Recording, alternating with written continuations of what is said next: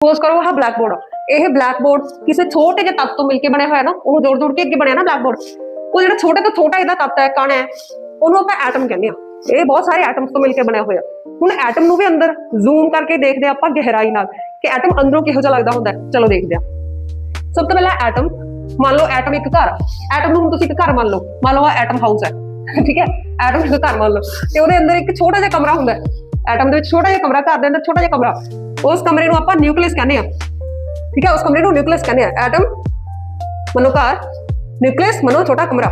ਹੁਣ ਇਸ ਐਟਮ ਦੇ ਵਿੱਚ ਤਿੰਨ ਚੀਜ਼ਾਂ ਹੁੰਦੀਆਂ ਨੇ, ਪ੍ਰੋਟੋਨ, ਨਿਊਟਰੋਨ, ਇਲੈਕਟ੍ਰੋਨਸ। ਪ੍ਰੋਟੋਨ ਦੇ ਵਿੱਚ ਪੋਜ਼ਿਟਿਵ ਚਾਰਜ ਹੁੰਦਾ, ਨਿਊਟਰੋਨ ਦੇ ਵਿੱਚ ਕੋਈ ਚਾਰਜ ਨਹੀਂ ਹੁੰਦਾ, ਠੀਕ ਹੈ, ਨਿਊਟਰਲ ਹੁੰਦਾ। ਇਲੈਕਟ੍ਰੋਨ ਦੇ ਵਿੱਚ ਨੈਗੇਟਿਵ ਚਾਰਜ ਹੁੰਦਾ।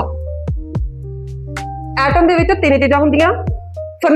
ਇਹ ਮੰਨ ਲਓ ਵੀ ਫਰਨੀਚਰ ਹੈ ਘਰ ਦਾ, ਐਟਮ ਮੰਨੋ ਘਰ, ਇਹ ਤਿੰਨ ਚੀਜ਼ਾਂ ਮਤਲਬ ਫਰਨੀਚਰ, ਪ੍ਰੋਟੋਨ, ਨਿਊਟਰੋਨ, ਇਲੈਕਟ੍ਰੋਨ, ਠੀਕ ਹੈ। ਹੁਣ ਜਿਹੜਾ ਕਮਰਾ ਹੈ ਨਿਊਕਲੀਅਸ, ਇਸ ਕਮਰੇ ਦੇ ਵਿੱਚ ਕਿਹੜਾ ਕਿਹੜਾ ਫਰਨੀਚਰ ਰੱਖਤਾ ਆਪਾਂ, ਪ੍ਰੋਟੋਨ ਤੇ ਨਿਊਟਰੋਨ। ਆਹ ਵਾਲੇ ਕਮਰੇ ਦੇ ਵਿੱਚ ਮਤਲਬ ਇਹ ਆਪਣਾ ਬੈਡਰੂਮ ਹੈ, ਇਹਦੇ ਵਿੱਚ ਇੱਕ ਤਾਂ ਬੈੱਡ ਲੱਗੂਗਾ, ਇੱਕ ਅਲਮੀਰਾ ਲੱਗੂਗੀ, ਇੱਕ ਪ੍ਰੋਟੋਨ ਲੱਗੂਗਾ, ਇੱਕ ਨਿਊਟਰੋਨ ਲੱਗੂਗਾ। ਇੱਥੇ ਪ੍ਰੋਟੋਨਸ ਤੇ ਨਿਊਟਰੋਨਸ ਹੋਣਗੇ, ਸਮਝ ਗਏ। ਨਿਊਕਲੀਅਸ ਦੇ ਵਿੱਚ ਹਮੇਸ਼ਾ ਕੀ ਹੁੰਦਾ, ਪ੍ਰੋਟੋਨਸ ਤੇ ਨਿਊਟਰੋਨਸ। ਆ ਜਿਹੜਾ ਇਲੈਕਟ੍ਰੋਨ ਆ ਸੋਫਾ, ਇਹ ਗੈਸਟ ਰੂਮ 'ਚ ਲੱਗੂਗਾ, ਆ ਗੈਸਟ ਰੂਮ ਹੈ ਸਾਰਾ ਇੱਥੇ, ਠੀਕ ਹੈ।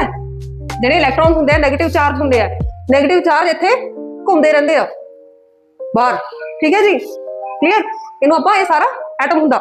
ਇੱਕ ਦੇ ਵਿੱਚ ਇੱਕ ਚੀਜ਼ ਹੋਰ ਹੁੰਦੀ ਆ, ਐਟੋਮਿਕ ਨੰਬਰ ਤੇ ਮਾਸ ਨੰਬਰ। ਤੁਸੀਂ ਇਹ ਦੋ ਚੀਜ਼ਾਂ ਸੁਣੀਆਂ ਹੋਣਗੀਆਂ, ਐਟੋਮਿਕ ਨੰਬਰ, ਮਾਸ ਨੰਬਰ। ਐਟੋਮਿਕ ਨੰਬਰ ਕੀ ਹੁੰਦਾ, ਕਿਸੇ ਵੀ ਐਟਮ ਦੇ ਵਿੱਚ, ਕਿਸੇ ਵੀ ਘਰ ਦੇ ਵਿੱਚ ਕਿੰਨੇ ਪ੍ਰੋਟੋਨਸ ਹੈ, ਮਤਲਬ ਟੋਟਲ ਬੈਡ ਕਿੰਨੇ ਆ, ਕਿਸੇ ਐਟਮ ਦੇ ਵਿੱਚ ਟੋਟਲ ਕਿੰਨੇ ਪ੍ਰੋਟੋਨ ਆ।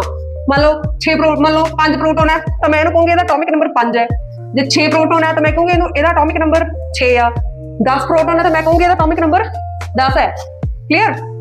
ਜਿੰਨੇ ਵੀ ਪ੍ਰੋਟੋਨ ਹੋਣਗੇ ਉਹੀ ਉਹਦਾ ਐਟੋਮਿਕ ਨੰਬਰ ਹੋਊਗਾ ਕਿਸੇ ਵੀ ਐਟਮ ਦਾ। ਨੈਕਸਟ ਆ ਗਿਆ ਮਾਸ ਨੰਬਰ। ਮਾਸ ਨੰਬਰ ਕੀ ਹੋਊਗਾ ਕਿ ਘਰ ਦੇ ਵਿੱਚ ਟੋਟਲ ਬੈਡਰੂਮ ਦੇ ਵਿੱਚ ਕੀ ਕੁਝ ਰੱਖਿਆ ਹੋਇਆ। ਮੰਨ ਲਓ ਆ ਮੇਰਾ ਬੈਡਰੂਮ ਸੀ ਨਿਊਕਲੀਅਸ, ਨਿਊਕਲੀਅਸ ਦੇ ਵਿੱਚ ਪ੍ਰੋਟੋਨ ਕਿੰਨੇ ਆ, ਨਿਊਟਰੋਨ ਕਿੰਨੇ ਆ, ਉਹਨੂੰ ਆਪਾਂ ਕੀ ਕਹਾਂਗੇ ਮਾਸ ਨੰਬਰ। ਕਿ ਰੂਮ ਕਿਹੜੀ ਕਿਹੜੀ ਚੀਜ਼ਾਂ ਨਾਲ ਭਰਿਆ ਹੋਇਆ ਹੈ, ਮਾਸ ਨੰਬਰ।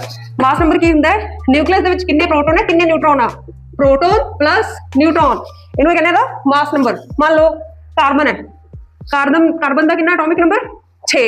ਇਹ ਹੁਣ ਕਿਵੇਂ ਪਤਾ ਲੱਗੂਗਾ, ਇਹ ਆਪਾਂ ਬਹੁਤ ਹੀ ਸੌਖੇ ਤਰੀਕੇ ਨਾਲ ਪੀਰੀਓਡਿਕ ਟੇਬਲ ਦੇਖਾਂਗੇ ਪੂਰਾ, ਠੀਕ ਹੈ।